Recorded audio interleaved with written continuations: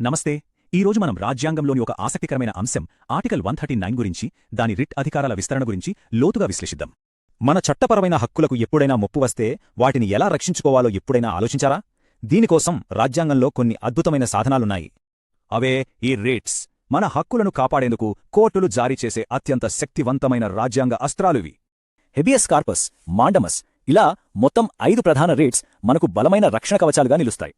అయితే దీనికంతటికీ ప్రాథమిక ఆధారం ఆర్టికల్ 32. సుప్రీంకోర్టుకు ఈ రిట్లను జారీ చేసే పవర్ దీని ద్వారానే వస్తుంది. కాకపోతే ఇక్కడో చిన్న మెలిక ఉంది.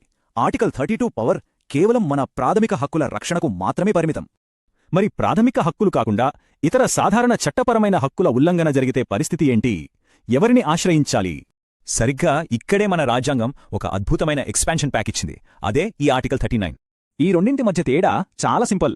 ఆర్టికల్ 32 ప్రాథమిక హక్కులకైతే ఆర్టికల్ 139 ఇతర ప్రయోజనాల కోసం అన్నమాట.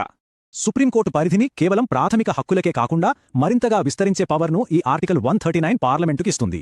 అంటే ఏదైనా పరిపాలనాపరమైన అన్యాయం జరిగినప్పుడు పార్లమెంట్ ఒక చట్టం చేసి సుప్రీంకోర్టుకు మరింత పవర్ ఇవ్వొచ్చన్నమాట. దీనివల్ల మన న్యాయ వ్యవస్థ మరింత ఫ్లెక్సిబుల్గా మారుతుంది, హక్కులకు రక్షణ దొరుకుతుంది, న్యాయం సులభంగా అందుతుంది.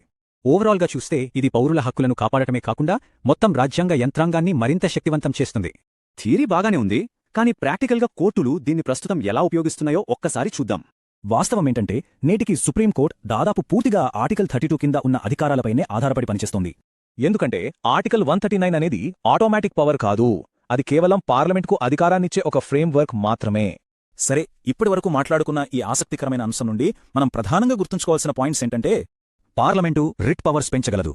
ఇది ప్రాథమిక హక్కులకు అతీతంగా విస్తరిస్తుంది. ఇది న్యాయ వ్యవస్థను బలోపేతం చేసే అద్భుతమైన నిబంధన.